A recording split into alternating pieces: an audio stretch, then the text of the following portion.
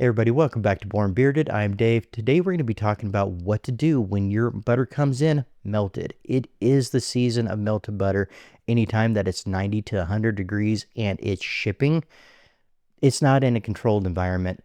Those butters are going to melt, and sometimes when they re-solidify, they might feel grainy. And if it's your first time purchasing from one of these small batch companies, that might give you a little bit of an off feel.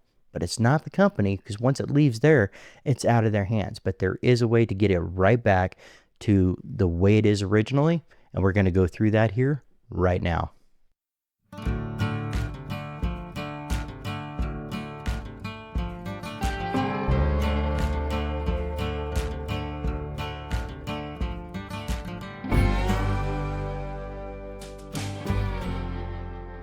Alright guys, this may not be a really long video, but I think it's got some information in there all of us can use. If you've been a seasoned beardsman for a while and you've been ordering from these small batch companies, you know during the summer, there's a good chance that your butter is going to come in melted or even partially melted. Now, if you just let that re-solidify, chances are it's going to be grainy and it's not going to have the same consistency that you're used to from these small batch companies. And if you haven't used a butter from these small batch companies, you may think that's the way it's supposed to be. But there's ways we can get that butter back to the consistency that it's supposed to be.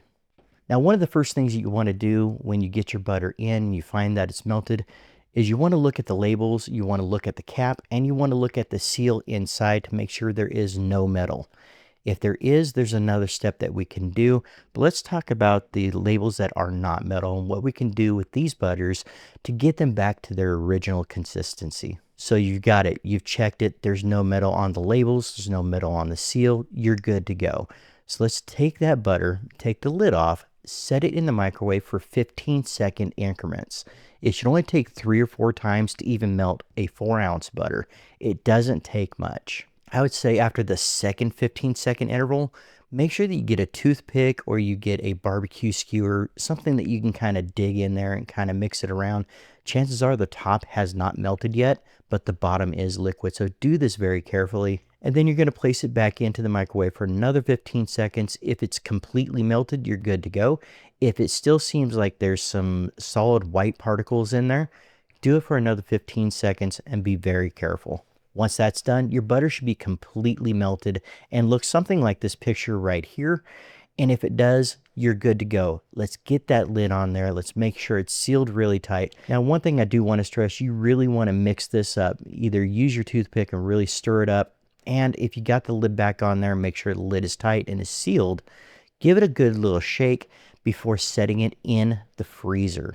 And the reason you want to give it a good shake or a good stir is because all those different butters, the fragrance oils, the essential oils, they all are going to set in different ways. If you mix that up before you set it in the freezer, it's going to be mixed as it starts to freeze. Now, I've heard some people say that you can put it in the refrigerator. You can, and I'm sure that it works okay, but I have talked to a lot of beer company owners, and they all suggest flash freezing or get it in the freezer as soon as it's melted. And the reason for that is if you just melt it and you set it outside, you're going to get those grains because all those butters are going to solidify at different rates. And that's what causes that grittiness.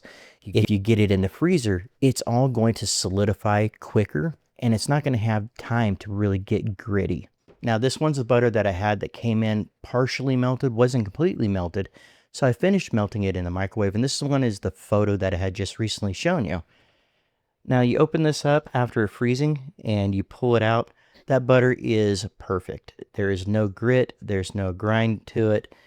It emulsifies perfectly. I'm not going to go ahead and put this in beard. I already have some butter in beard today, but it is the way to get your butter back to the original state.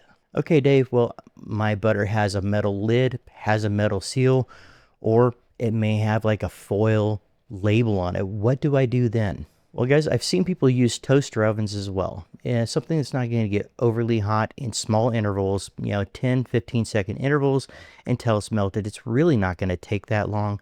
I've heard of people actually setting it into the oven at about 150 degrees to let it melt. Really doesn't take that long either. I've heard people actually double boiling where they actually have a bowl of water setting on a boiling pan of water and just double melting it that way.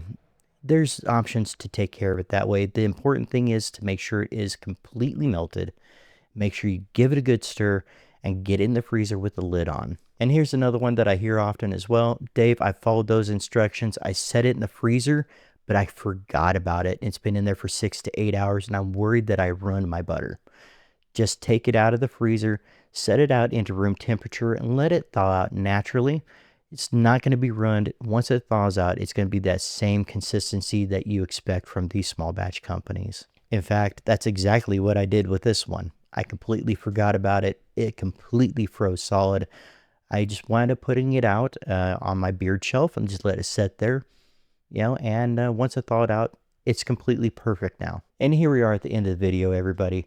Just remember, it's summertime. It's going to be anywhere between 90 to 110 degrees out there, and that includes where the product's being shipped from. Now, don't be too harsh to try to blame the small batch companies. It's perfect when they leave their place. It just goes through transit and it melts and solidifies all the way to you. Now, if you're picking up something from, let's say, Maine, and you're going all the way through to California, chances are that butter is going to melt and solidify several different times. If you ever receive your butter and it feels gritty, chances are it's melted and solidified in shipping. You can go through these steps, remelt it down, get it in the freezer, and then let it set to thaw out, and it's going to be perfectly fine. But this is also why there's been a few companies out there that have been really doing a great job at producing a liquid butter. Now, I haven't used many liquid butters, but I have used a few, and I'm going to go ahead and get a video out on that soon. So make sure you hit that notification bell and select all, and that's going to let you know when my videos drop. It's also going to let you know when I go live. I go live 2 days a week on Tuesdays and Saturdays, so feel free to check those out. We'd love to see you in. And guys, we are almost to that 1,000 subscriber mark. It has been a goal for this channel, and we are coming so close to it. I can't wait to get to that, and thank each and every one of you guys for being here and finding value in these videos. It means so much to me, and it means so much to this channel. And as always, remember, your mental health is a priority, your happiness is essential, and your self-care is an absolute necessity. I'm Dave, and I was born bearded. Love you guys.